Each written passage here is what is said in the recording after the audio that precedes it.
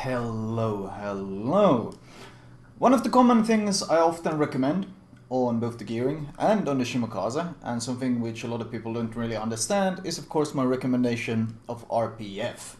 So I'll try to feature a couple of games in the near future where I pull off moves that are only really possible thanks to the information given to me by RPF. So you can get some examples of how to utilize this skill optimally. Now, first thing I do here is sail towards B, since we already have a gearing going towards A, so I might as well sail towards B and see if I can secure the cap. However, I'm already being given a lot of information thanks to RPF. RPF arrow is pointing to my left. If a DD was pushing into B, it would be pointing ahead of me. So I already know that it seems that the closest DD they have is actually going to A. That's a lot of information. Instead of having to turn hard right when I get into B and go behind the island and play it safe, I can instead sail around the left-hand side. Now this is a pretty big deal because the enemy team has a really nasty lineup. They have a Gearing, they have a Z52, they have a Kagero can outspot me, they have two Des Moines, double radar, they have a Zhao, can pop out of stealth and absolutely wreck me. So you kind of want to play safe. I mean, double Des Moines, double radar. You really want to play safe against this kind of comp they have. You don't want to take unnecessary risks. But thanks to RPF, it's not really a risk at all, is it? Okay, now finally my arrow switches to the right and it switches back to the left. So now I know just about exactly where the closest target is. In fact, it might even be this hipper here that is the closest target. But based on the positioning, it's obvious that it's not someone who's moving into the cap. In fact, it's obvious they are leaving B alone. RPF is pointing to my left, and I'm pretty sure it's the hipper at this point. So, from a completely unexpected direction, I'm launching torpedoes. Usually you can't launch into this gap from where I am, because this is such a risky position. If I didn't have RPF, I would never sail this far into the cap. I will never sail this deep into enemy territory, considering what ships they have. The Gearing is a big, fat, slow destroyer, so getting caught is a kind of a death sentence, especially in the open with no cover, sailing around like I am right now. But however, RPF told me that there's nothing in front of me, there's nothing pushing into this cap. One of the Des Moines is going towards C. That was the thing that was briefly spotted or that RPF switched to earlier. And I already know, of course, that there's nothing on my right and my only opponents are this way. I also know the position of the DDs now, Gearing at C and Kagero and Z52 at A. And RPF keeps pointing towards this hipper, which so I once again know it's perfectly safe for me to push even closer. I'm constantly using the information given to me by RPF to make this push to sail where I am. Without RPF, I wouldn't dare to sail where I am right now. This like pushing up like this in the middle of the open, like literally straight up the middle of the map. It cannot be stressed enough that I literally sailed across open sea, straight up the middle of the map, without any cover against multiple radar cruisers and multiple DDs that can either spot me or wreck me. So this is of course the strength of RPF. My torps, I kind of just threw them blindly in there at very long range, managed to score 2 hits because of course the hipper wasn't expecting torps to come from this angle. He was completely caught by surprise. I am briefly plane spotted, I popped defensive AA and focus fired, hoping it would get shot down. That sadly does not happen. However, the plane already circled away, so I'm gonna keep moving closer. I am out of radar range from the Des Moines, and I know that the closest ship, there will be no more ships popping up behind the island on my right. I know this thanks to RPF. I know that the closest target is this Izumo. So this once again gives me a blanket of safety. This allows me to push, I know that there's no DD closer than the Izumo, and this allows me to sneak around the corner, drop torps, once again from a very unexpected angle. They expect the torps to be coming from our spawn, from our base. Instead, they're coming from kind of behind him. Plane spots me again. Will he notice? Will he change his angle? That's the question. I try to shoot it down, no such luck. Turn off AA, disappear behind the island. Izumo is not changing his course. In case you wondered what those torps were about, they were actually not aimed at the Izumo per se. They were mostly focused on the Grosse Kurfürst, but I managed to get dual-purpose torps. I talk about dual-purpose torps a lot, and the idea behind dual-purpose torps is, of course, the ability to possibly strike 2 different targets. Here my goal is to possibly strike the Izumo, which I do, but the main goal is of course the Kurforce that is further behind. I don't need vision of him because there's no point spotting him since I already had torps going, but popping around the corner I see that my torps land perfectly and the Kurforce of course gets completely crushed, which is fantastic for me. This is a good chance for me to smoke up and start shooting once again. Yes, I know they have a Des Moines. Yes, I know they have a Z52, but RPF switched target when the Izumo died, which means the Z52 is not any closer. Once again, thanks to RPF, I'm able to safely smoke up and start shooting because it gives me information.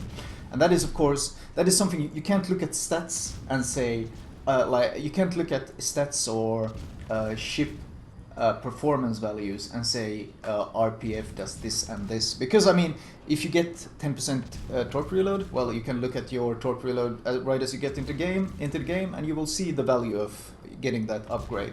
You can get concealment expert, and when you get into game, you're stealthier. It's instant value that is very easy to measure, to quantify, and to balance against other perks. RPF is highly situational, but it is a constant source of information. Now, the better you utilize this information, the more value you get out of it. The 2 DDs are moving up. RPF already warned me earlier that they were coming this way. I'm gonna drop some preemptive torps on the Des Moines, see if maybe he will keep sailing straight. There's a risk he'll turn in, we'll see. I do get spotted there. Of course the Kagero spots me. That's probably gonna trigger the Des Moines actually to turn in. That was a bit unnecessary. I kind of regret doing that. But I still know that the Z52 is the closest target. The Kagero isn't pushing me. I know this for a fact, because once again, the arrow hasn't moved. Anyway, as I was talking about the value of RPF, it's hard to, like, it's not easy for especially a newer player who doesn't know how to use the RPF properly. It's not easy for him to understand the value he gets, because you can't just look at your stats screen and say RPF gave me this and RPF gave me that. No, the more you use the skill, the more you utilize the information it grants you, the more value you get out of it. At this point I'm kind of baiting this Des Moines. I want him to keep sailing and keep shooting. You see he's focusing very heavily on me. He wants of course to kill the Gearing, and considering my name, that also makes me an extra popular target. And he'll get some damage on me, but I kind of don't care because I have 2 Montanas that I'm kiting towards. So while he gives broadside and focuses me, my 2 Montanas of course, and apparently another battleship as well, will happily nail him. You might, if you look at the minimap, you can see there were 2 Montanas right next to me.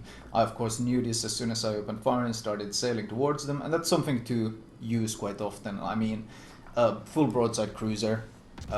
Yes, he's a big threat to you, but to any battleship, especially Montanas, he's pretty much free XP. So, pretty obvious. Once again, RPF points towards this DD down here, so I know he's the closest one, which means the Kagero is still sailing around somewhere north. He in fact gets spotted, but you can tell that he's still further away than this Gearing here. So, once again, RPF information. I go for the closest DD, of course, in this case the Gearing. Well, he's also a bigger threat, but ultimately I of course want to hunt the closest target. There are of course different ways to use RPF. On the Gearing, start of the game, I tend to use it to hunt enemy DDs, or if possible, attack from unexpected directions, as you saw me do here. The torps into the flank on A, the torps which the enemy team were not expecting at all. I also use RPF, of course, actively hunt, and if I see, it can even tell me that someone is about to go to cap some capture point I just capped, I can go defend it and kill the enemy DD doing that.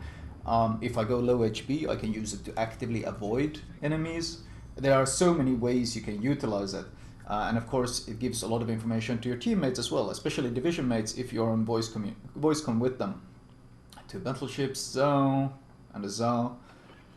I'm gonna pop smoke since Zhao might spot me. Dropping my first volley of torps, and is of course just gonna start shooting the Zhao, because why not? He's giving a lot of broadside, he might get punished by, well, everyone else. My main target is of course the battleships, the 2 Montanas back there. Now, I of course also recommend it on Shimakaze. I'll see if I can get some Shimakaze games where I can highlight the value of RPF. On the Shimakaze, unlike the Gearing, You don't really use it to actively hunt enemy DDs. Use it to avoid them. Use it to survive. Because you don't want to go into gunfights against enemy DDs most of the time. So instead, you use RPF to avoid the incoming avoid the fights, and you try to sneak through their lines. You try to torp from unexpected angles. RPF is fantastic on both Shima and Gearing. In fact, with the recent changes to the Z52, there's a high likelihood I will be speccing into RPF on the Z52 as well, because thanks to the lower concealment on that ship, it actually becomes quite a powerful DD hunter, which is of course a really nice role to have. So having RPF on a DD hunter is of course very valuable. So some DDs don't benefit from it at all. Khabarovsk, for example. You can fight any DDs. If any DD opens up fire on you, you can kind of wreck them. So enemy DDs aren't really a threat, so you don't need to actively avoid them. On the other hand, you can't really hunt DDs because your concealment is so garbage, you get outspotted and his teammates will kill you. So once again, those two values don't exist, and there's really no point trying to sneak around enemy lines and torp, because you're mostly a gunboat. So that's the three uses of RPF that I highly value, all of them out the window. Hence why on Khabarovsk and of course on Grossovoy, on both of those guys, I don't recommend RPF at all. I also don't recommend RPF on the Z52, but once again, once the concealment buff goes through, RPF might suddenly be very valuable. So it depends highly, of course, on how the DD plays and what kind of advantages you can get out of RPF. The game is of course quickly approaching its end. They got completely crushed at A, and because they got completely crushed at A, well, our team kind of turned around and then pushed these guys at C very quickly. So a fairly one-sided game at this point. But the key thing to take away from this game was of course my initial push up the middle, which was made possible pretty much only thanks to RPF. Oh. My Montana rams that guy pretty much to save his damage. So at this point the game is there's not really much happening in this game. My division mate starts trolling a bit while shooting me, but that's pretty much it. The Z52 is capping A, but the game will end before anything actually more interesting happens. So victory, 210k damage, 13 torpedo hits. I mean, looking at team score, Des Moines got more, which is not surprising considering the bonuses, plus he was shooting a lot of DDs. But looking at the enemy lineup, I really didn't eat any damage. The only damage I ate this game was when I literally started a gunfight with the enemy Des Moines to bait him into my Montanas. Other than that, I didn't take really any damage. I mean, team kill damage besides that was pretty much it. 151,000 damage in torpedo damage alone, and this is of course a hybrid ship, so most games you will have much more gun damage than this one, but because of the surprise angle I was able to attack from, massive torp damage on the Kurfürst, on the Izumo, even got a hipper with the torps. RPF is a very, very strong tool. People who disagree with that, people who think differently, in my opinion, they don't really know how to use the perk, and that's why they are saying it's useless, because once again, RPF is a perk that the value rises the more you actually know how to use it. If you don't know how to use it, if you don't actively utilize the arrow constantly pointing towards nearest target, if you don't know how to get a benefit from that, well, of course the perk is going to be useless. The biggest factor in defining how valuable RPF is the player himself. Anyway, that was all from me. I hope you enjoyed this, well, fairly short commentary, I guess.